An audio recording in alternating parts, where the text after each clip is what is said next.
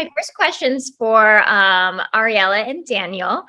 Y'all based the film on the manifesto of the same name. So I would love to know what aspects of the manifesto did you find were most imperative to translate to the screen?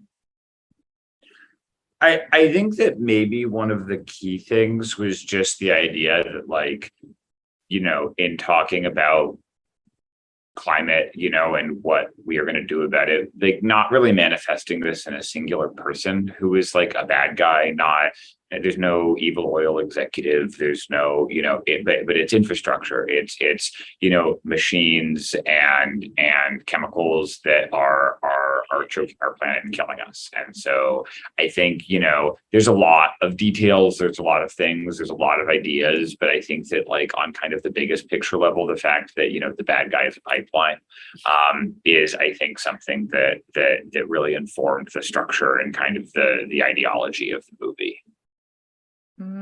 Absolutely. Yeah.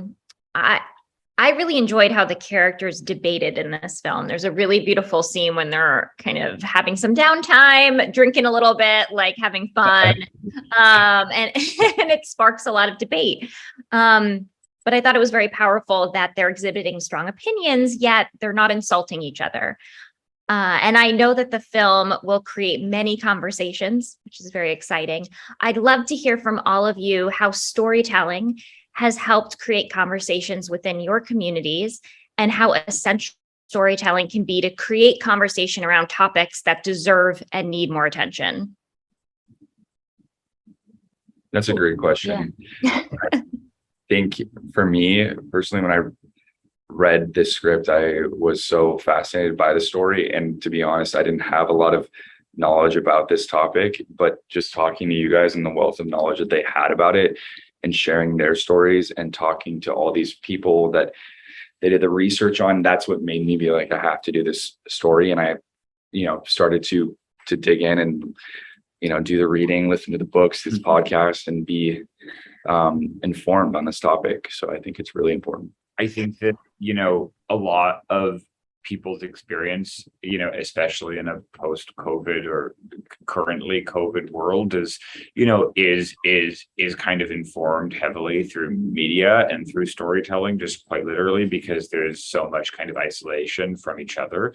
And yet we're living in, like, such unstable times. I think that, one of the things, storytelling has always been, like, kind of the bedrock of what keeps, like, any human civilization or society together.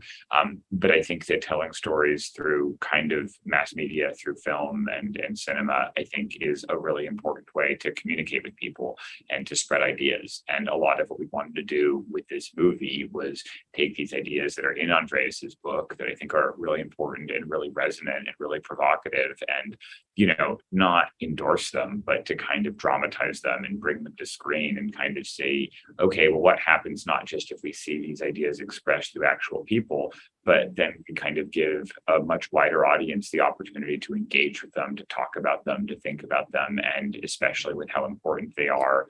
I think that that's a really important cultural conversation for us to have. And you never know where that conversation goes, but I think that that conversation right now really has to happen. 100%.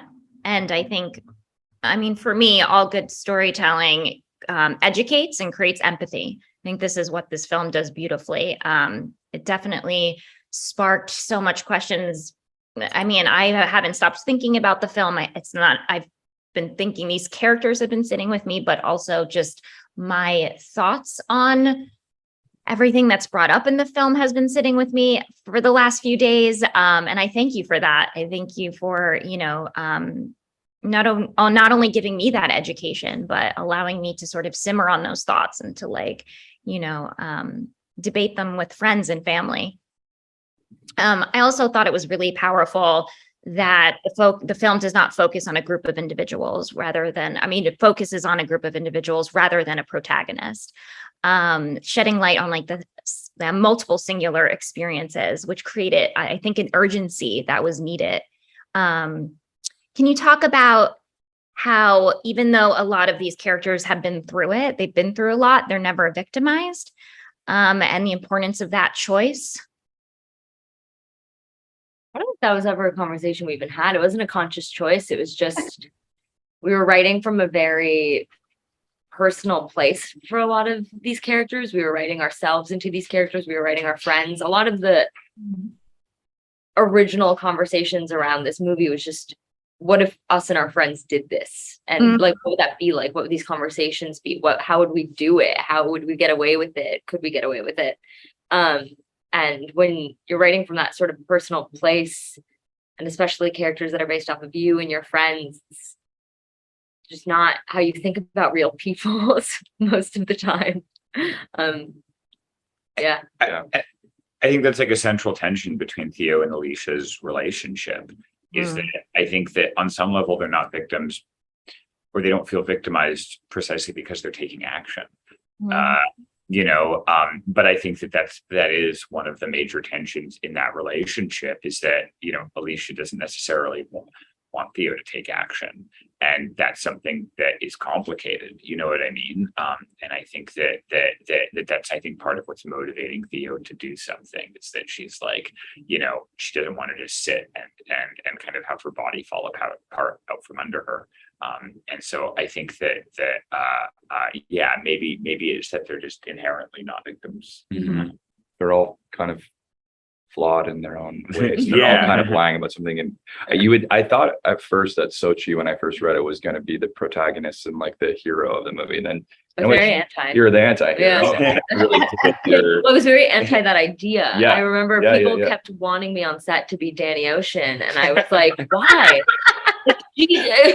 She should be like really complicated. Like someone painting themselves as the speaker of a movement like this is a very complicated person, and like that should be examined fully. Yeah, that was I mean, I found it was riveting to watch that sort of unfold, the fact that Sochi wasn't Danny Ocean, and I loved that we got to see a little bit of the backstory of each character. And Logan and Rowan's, like, their sort of devotion and love and loyalty to each other was really beautiful, even though they are two very flawed characters. And it was really great.